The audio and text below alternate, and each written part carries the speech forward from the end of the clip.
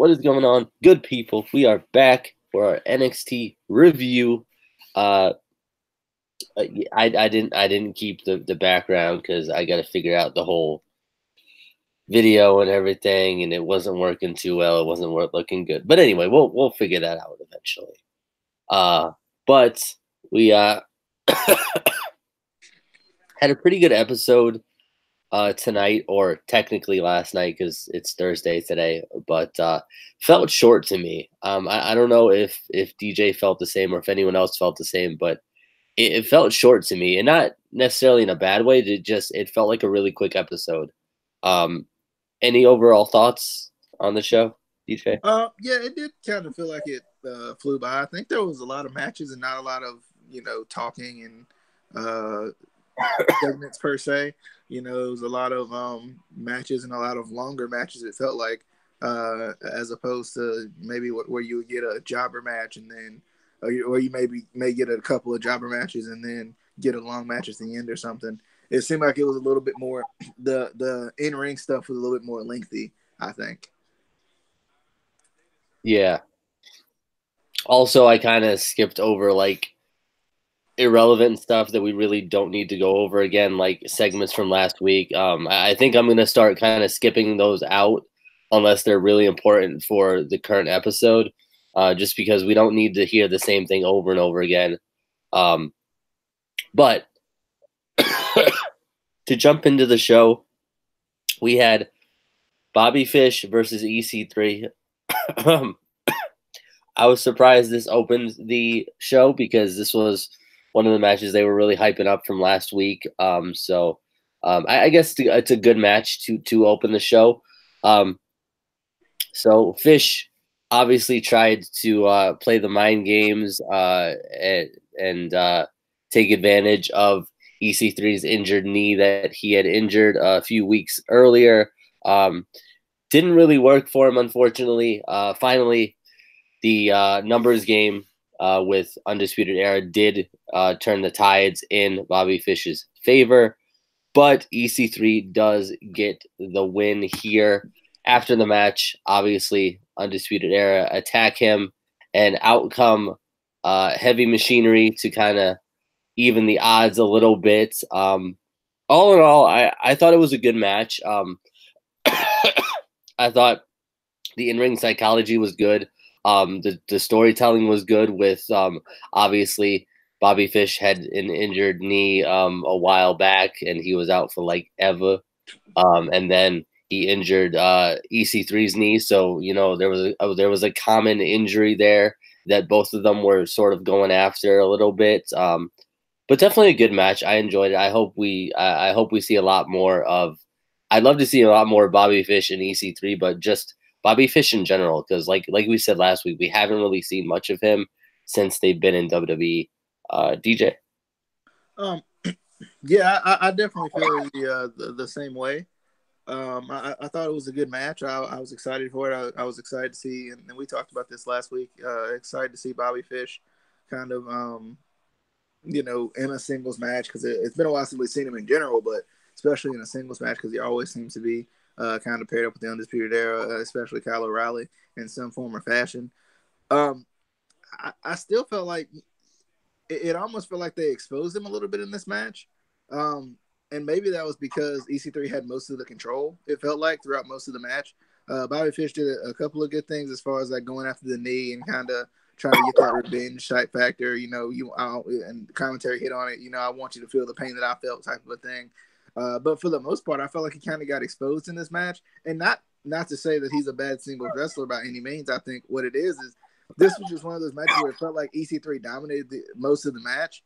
And then, Bobby Fish didn't really get a chance to show what he could do as a singles guy. He just kind of, did a couple of things and you were like, okay, I think Bobby Fish is better suited. Is better suited as a I think he's better suited for a takeover singles match if he's going to have one, just so he'll have plenty of time, or maybe a show where they maybe have a match a little bit longer. But overall, I mean, I thought it was a good. It was a good match. I just felt like I wanted to see more from Bobby Fish. Yeah, I think we all do, just because, like we said, obviously before. He was injured for a while, but then even before that, he had singles matches on the independents and everything. But for the most part, I feel like Kyle O'Reilly and Bobby Fish were known for Red Dragon and for being in a tag team together. So I feel like we need to see both of them more in singles competition a little bit, just kind of whenever WWE does decide to disband Undisputed Era, because they always disband teams eventually, to kind of get them ready or to get the fans ready to be like, okay, so this is Bobby Fish, this is Kyle O'Reilly as individuals. But anyway, we did an interview with Io Shirai and Dakota Kai. Wasn't there a third one that was in this group of fans that we ain't seen? Anyway, I'm not pointing out WWE. I'm just saying.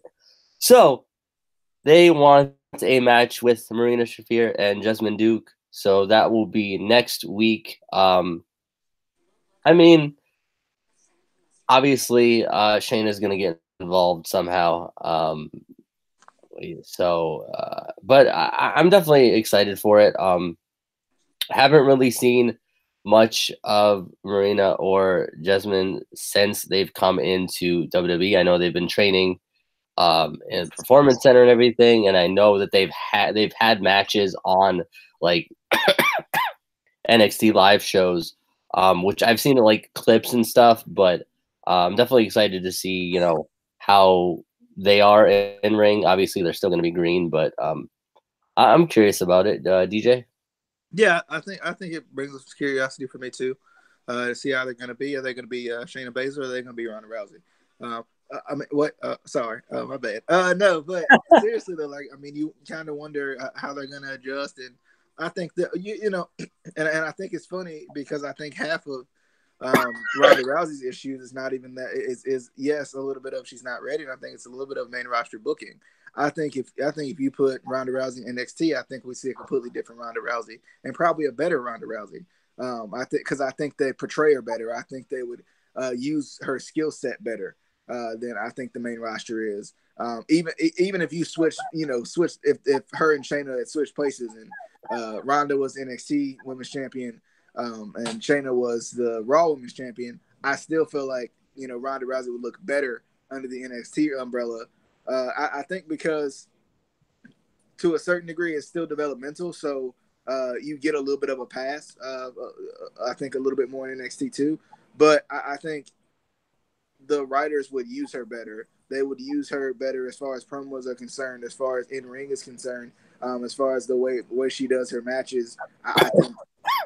I think that's one of the big issues. Is I think it's half of it is really the main roster booking, because we've talked about it before, and even with a certain return we had tonight, we've talked about. And if you haven't watched it, I don't want to spoil it for you yet, but but at the same time, it's like the biggest issue always seems to be the main roster booking. We know Sasha Banks is good. We know Becky Lynch is good. We know Bayley is good. But at the same time, if you're just looking at them through the WWE main roster umbrella, then you might say, I don't think they're that good. So, like, I think a lot of it is the booking of the main roster and kind of the poor booking of the main roster on top of that. Yeah, and I think also talking about switching them, I think, like I've said, Shayna,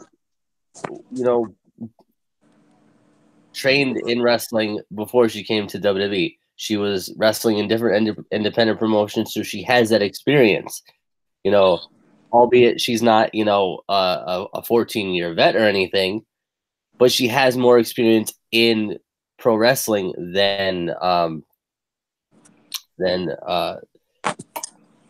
Ronda.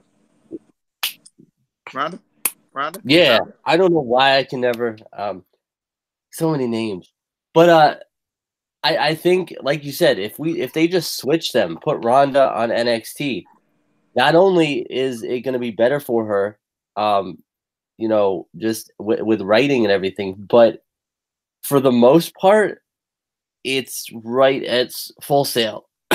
So she can get a lot more work done in the performance center. I mean, yeah, they still go to different, towns and stuff for like, house shows and things, which is fine. But I don't know how much like actual training she gets now because she's on the main roster and, you know, Raw goes to city to city to city, so you don't really have that much time to, you know, devote to really training her. So I think that would be a lot really helpful if they did that. They won't, but whatever. Then we have I'm gonna give DJ this match. Because I was really into it and I forgot to write notes because I was really into it. We had the Mighty versus Oni Lorcan and Danny Burch. I do love Oni Lorcan's dive over the top rope. It's not pretty, but it's effective. It like it's I just mean, it that like describes Oni Lorcan. Like his moveset's not the exactly. prettiest, but at the same time, it hurts. Like I think like it's the perfect dive for him. You know, Yeah, um, he just needs a shirt. Oni Lorcan, not pretty but effective. um, but yeah, I thought this was a good tag team match. I was excited. I felt like my biggest issue with this match is it seemed like it was just a random match. It didn't really have any meaning. Whereas, and I think it's because of the two teams that are in it. I think these are two great teams. I love both of these teams, but at the same time, both of these teams never get pushed. Two of the best teams in NXT, and it never seems like they sniffed the NXT tag title picture. So I don't know if they announced that this was like maybe a number one contender title implication, something like that. I don't think they did, but like for whatever reason, like that took my interest off of it because I'm sitting here thinking like it's like me watching a Street Profits versus Heavy Machinery match. I love the two teams, but if they're not going to do anything with them, it's just a good match that's just on NXT. So I think that was kind of that was my big issue. I thought the match was good. I enjoyed it. I love both of these teams for what they are, and I'm loving the Mighty's heel run. And at the same time, I like Oni Lorcan and Danny Burch being the kind of similar but different tag team. Different because they started as rivals, but similar because they have similar styles. That's why they make such a good team.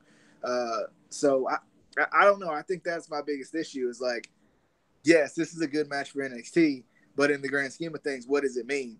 And not just in the scheme of things, but the grand scheme of things, what does it mean? Like, I like that's my biggest thing is like, will this match mean that somebody gets a title shot, somebody at least gets pushed to the title, regardless of if they win or lose, they get pushed or what? I mean, it's kind of like having Cassius Ohno in a feud.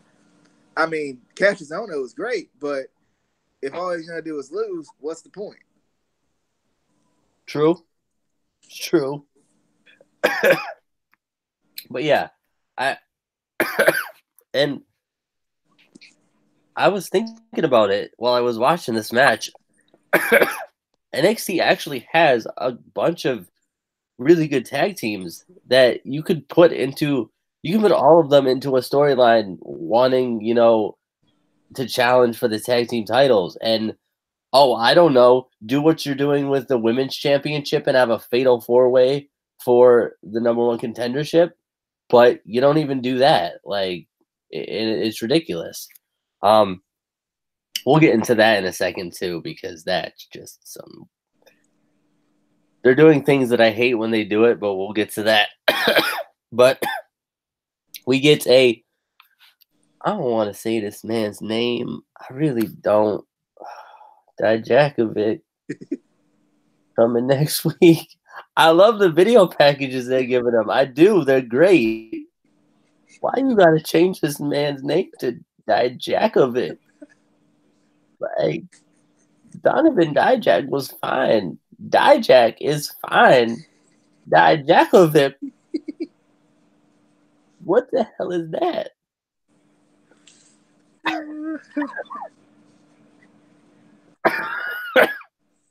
Anyway, we're gonna move on from that. Dijakovic is coming. We got Mia Yim versus Reina Gonzalez. This was one of the. I got a quick question: is part of her name, or is it? I hate this man so much. You can't get sick around DJ ever. Like you sick for like 5 minutes. He's like, you've been sick for like 3 years. Anyway, me and him, Randy Gonzalez. This was to qualify for the Fatal 4-Way to decide the number one contenders. I don't have a problem with that. My problem is two of the competitors in this Fatal 4-Way were decided in house show matches. Because why would we want to actually see the full match? Why? Why? But anyway, I liked the match. I thought it had good psychology in the match with Reina, kind of dominating Mia, having the size and strength, which makes sense. Obviously, Mia Yim does come back and finds a way to win because if Reina Gonzalez won this match, I feel like everyone would have just walked out and been like, "Wait, what?" But I thought it was a good match. I thought they worked pretty well together. They did their roles. Mia sold well for Reina, making her look like that big monster that she isn't. But yeah, but I liked it. So Mia Yim will join Bianca Belair, Lacey Evans, and one more competitor in 2 weeks in a Fatal 4-Way to decide Shayna Baszler's next challenger. Any thoughts on the match, DJ? And I guess my issue with it is I'm fine with doing it at a house show, making the house shows feel important, making the people who are at the house shows be fine with it. But you have your own friggin' network. You have social media pages. You have YouTube, Facebook, whatever. Put the matches there at least and make people visit that. That's what I don't understand when WWE does stuff like this. And I mean, and I get it to a certain degree. If they were matches that were like this, where you were like, well, Mia Yim's going to win this match because Reina Gonzalez is a glorified jobber.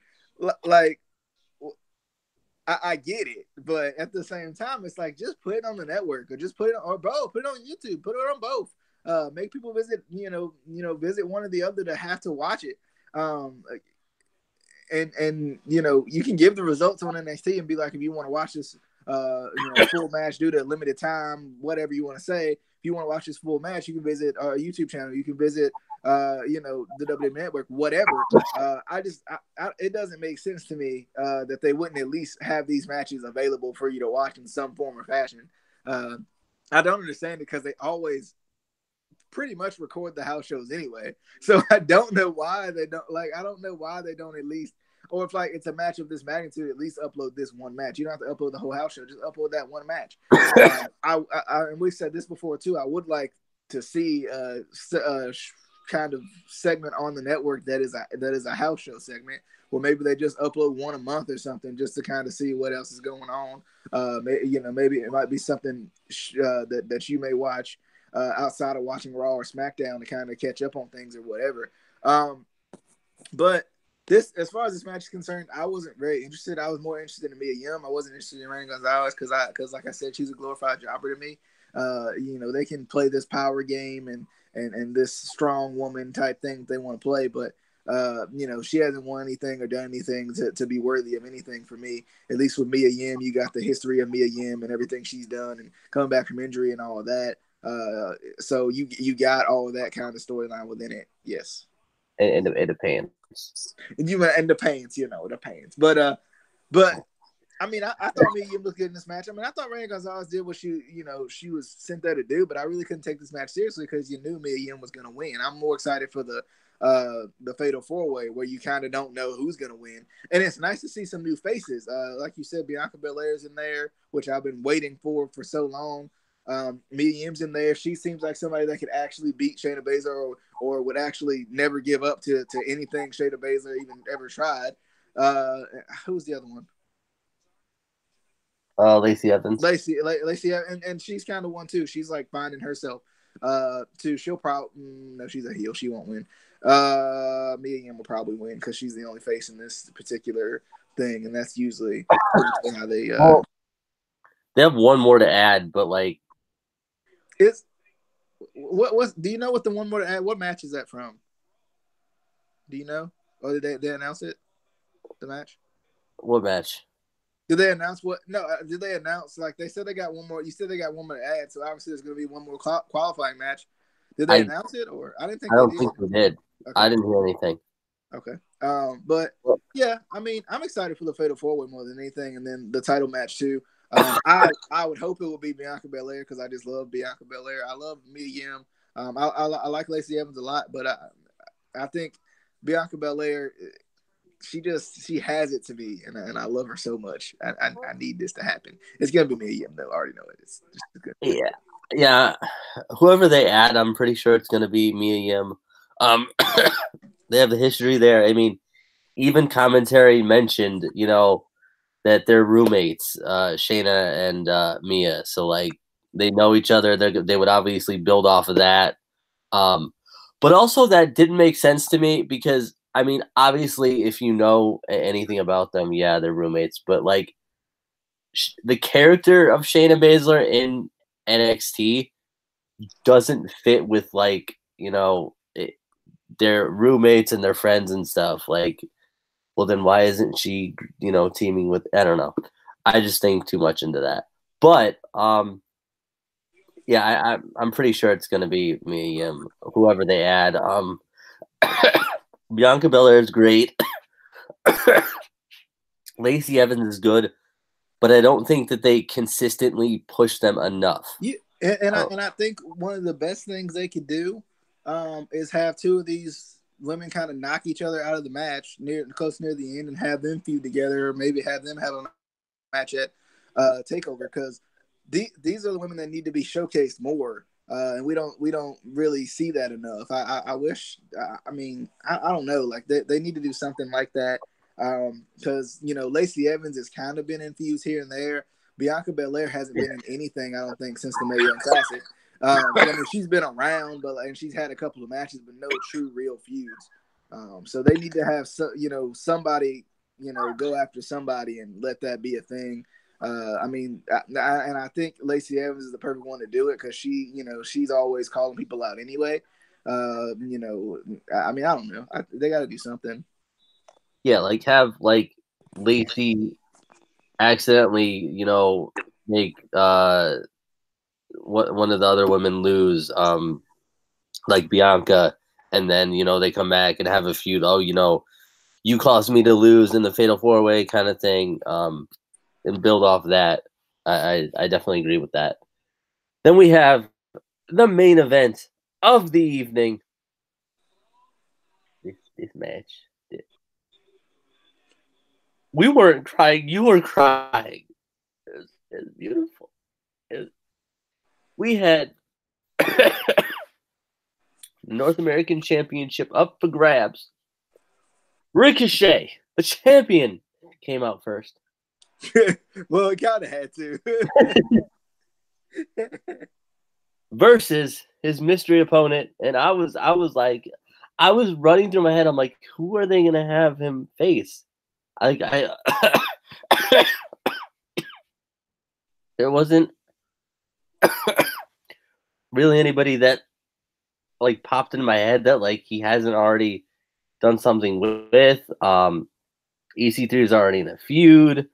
I was like, is somebody like coming? I couldn't think of anybody on the current NXT roster coming back. And then the music hits.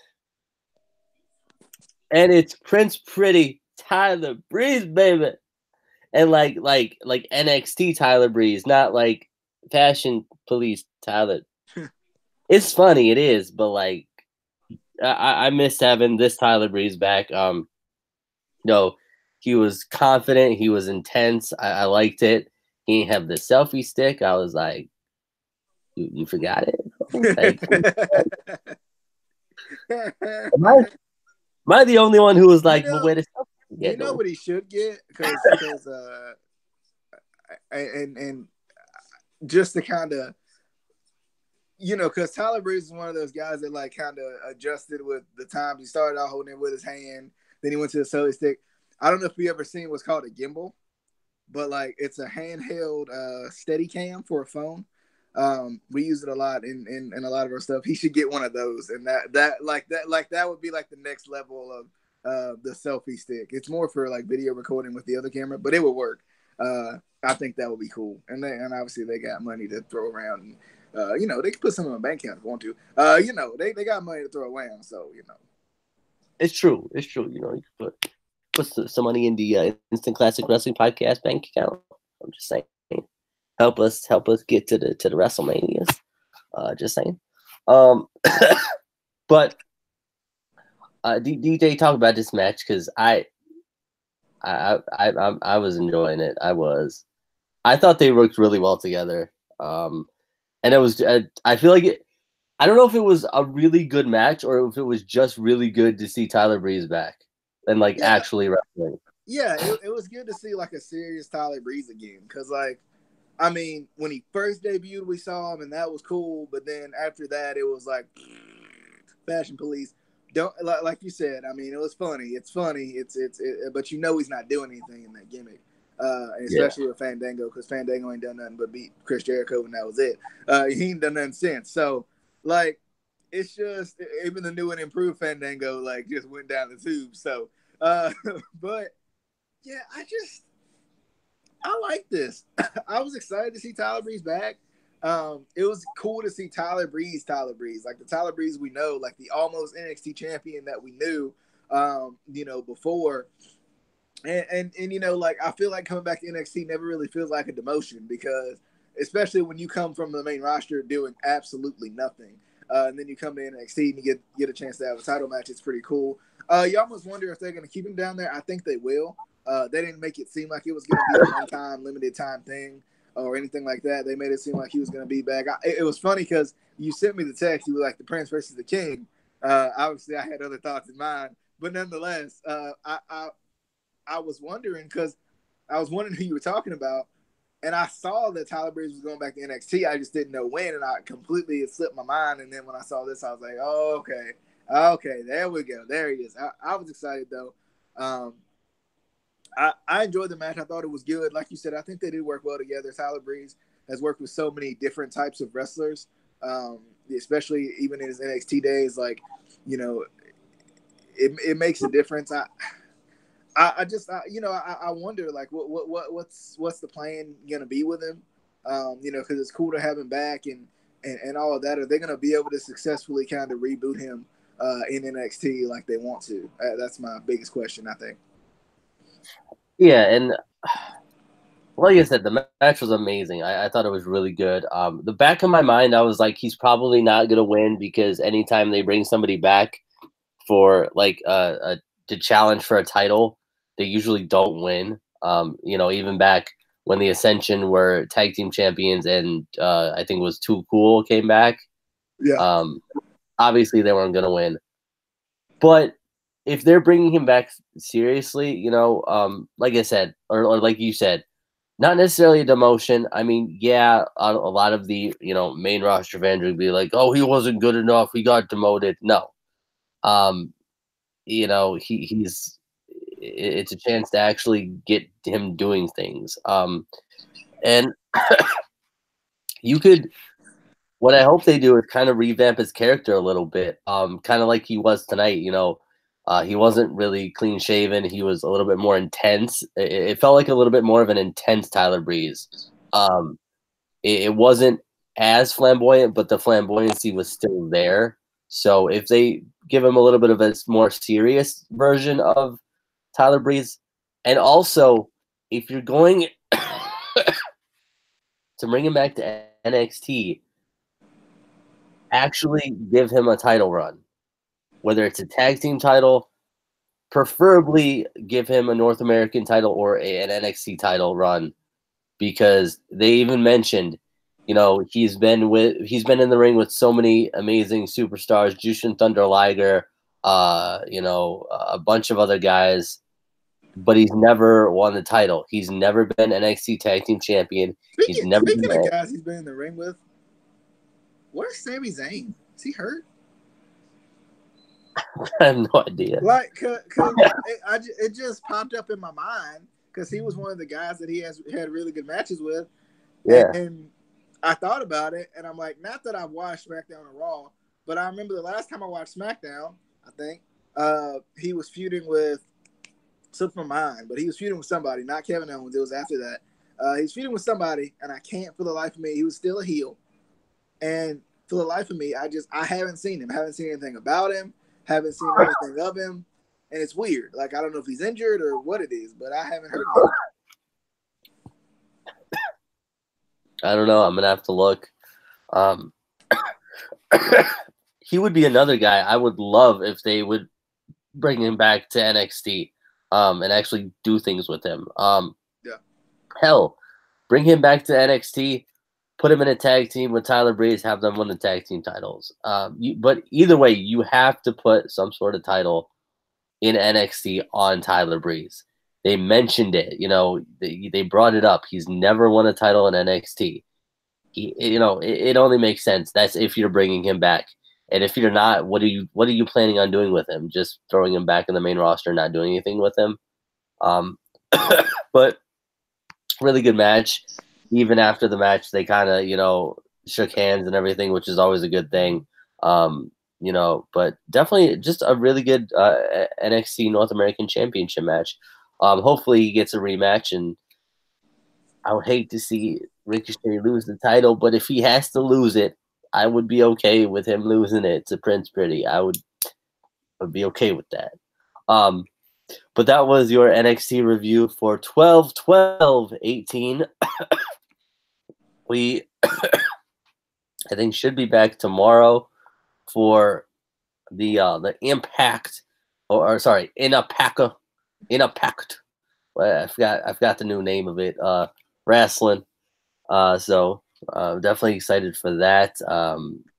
We're trying to bring discussions back. We have to think of ideas and stuff.